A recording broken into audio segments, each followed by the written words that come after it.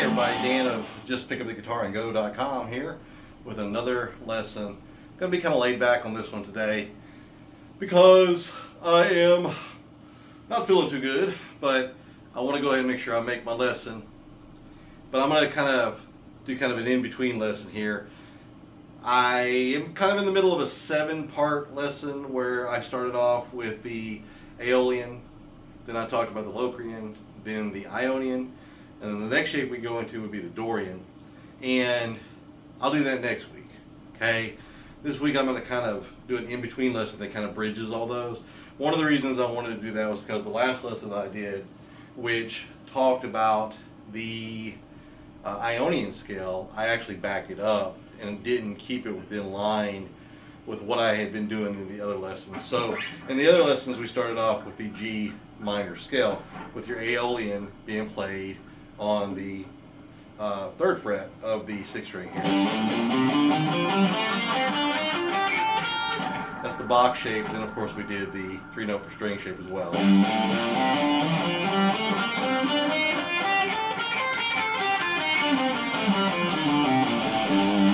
So that right there would be played, just to cover them, just to review them real quick.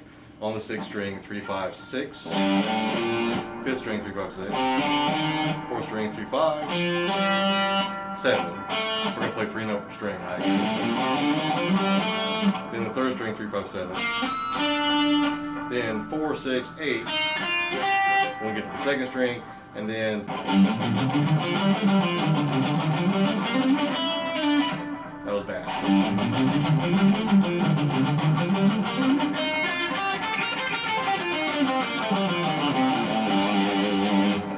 I told you I'm not feeling too good today. But what do you call it? That is your 3-note per string shape right there. And then that's going to lock into your next shape. It's going to lock into your Locrian shape. And this is that puzzle piece theory that I often talk about, where we can lock it in a couple of different ways. We can lock it in like this.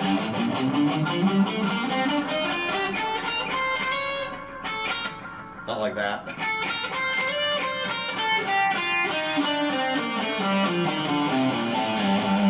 That's one way to lock it in, and that creates a really cool circular shape between the Aeolian and the Locrian. So we can do this.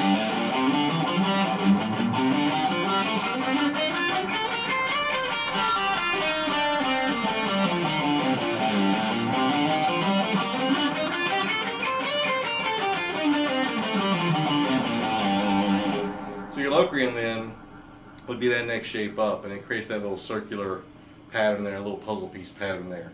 We can also do it like this.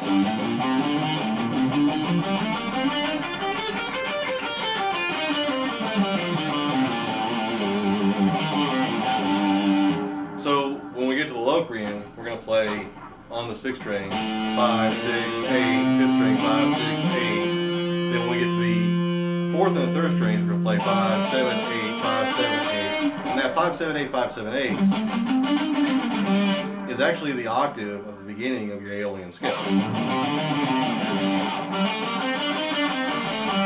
So that is going to be played there.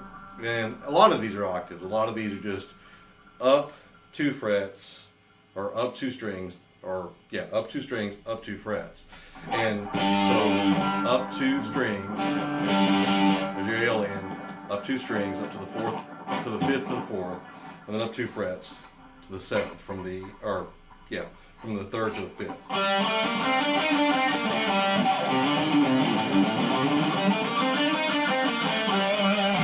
So going diagonally in that octave pattern, even your next shape right there, that would be this, which would be the next shape of your Locrian.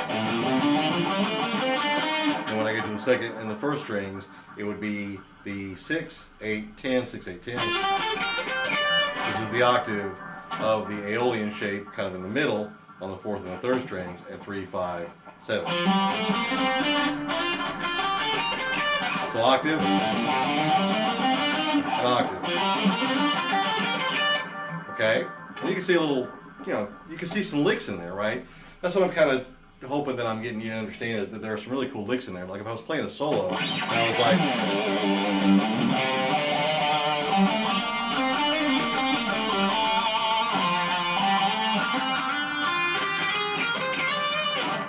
there on that one, but you get the idea. Is I can jump from octave to octave to octave to octave.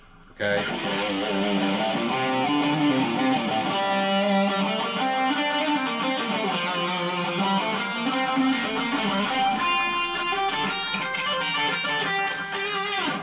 That kind of stuff sounds pretty cool.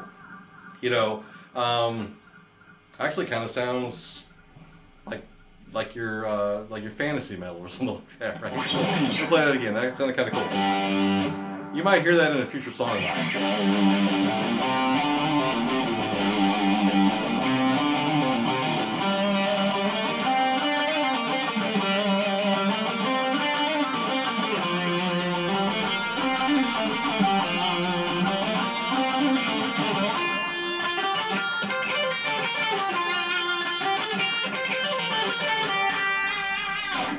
But you see how that carries across, where I'm kind of combining the octaves, but I'm going from that Aeolian shape to that Locrian shape. Again, of course, it's going to be, your modes are going to come from what am I playing this over, right? What am I playing this over is going to help determine what the mode is. So right now, it's all really natural minor. It's all Aeolian, because I'm starting that G Aeolian.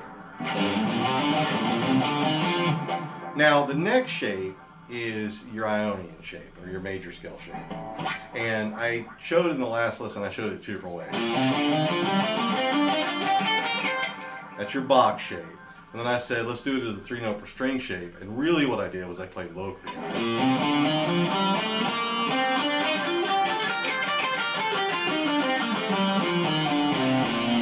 But I stopped right there instead of going back down 1 note to Locrian. Something else I also did was I dropped it back 1 fret. I dropped everything back 1 fret, and instead of playing in that B flat, I played, which would have been on the 6th fret of the 6th string, I backed it up to the 5th fret of the 6th string, and I played everything in A minor, because my backing track was in A minor, so I played this instead.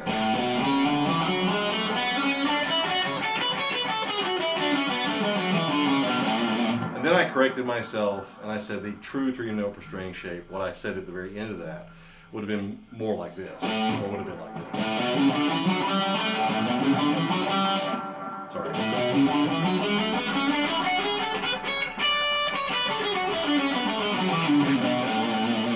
So that would have been the true 3-note per string shape. Instead of playing it kind of like a hybrid between the Locrian and the Ionian, you would actually just go ahead and play the large spans, and then go into the 1, 2, 4, 1, 2, 4, 1, 2, 4, 1, 2, 4. And that would, I think that's right. Let me just back it up for a second, and I'll make sure that I'm right about that. Because I wanted to show you where it would actually be at. Because if we were following this sequence, then I really should be playing that in B flat. Okay? So we're starting out in G with your Aeolian.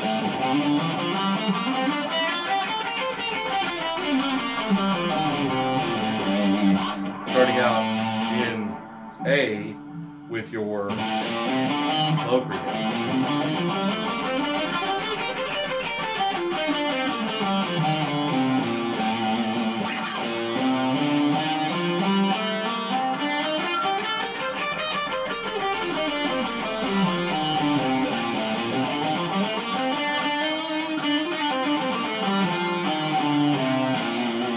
And then going to the B flat, which would be the 6th fret of your 6th string for the Ionian, okay?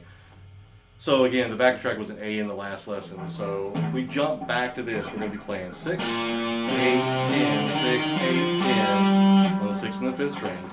Then when I get to the 4th and the 3rd strings, I'm going to play 7, 8, 10, 7, 8, 10, and then 8, 10, 11, 8, 10, 11.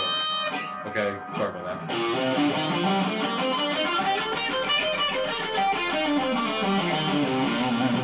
So there you go.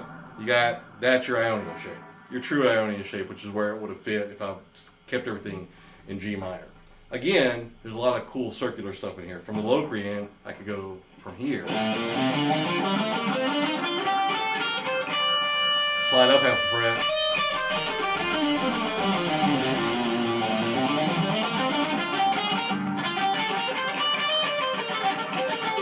And then I'm in the Ionian, okay?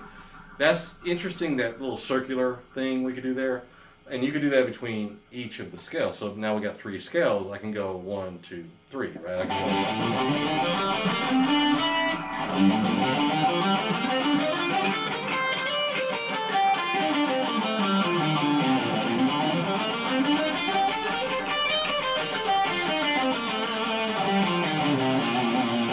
yeah. So going back up and down. I think that's kind of cool. Okay, just something to think about. Okay, we'll go into Dorian on the next one, which, if I stay true to this, it's going to be C Dorian.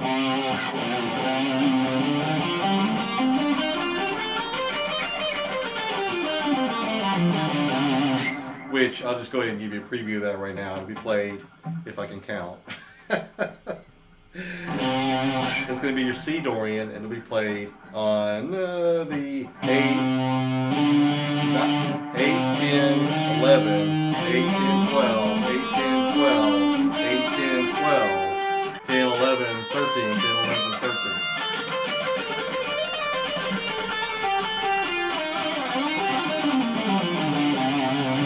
And it'll lock back in.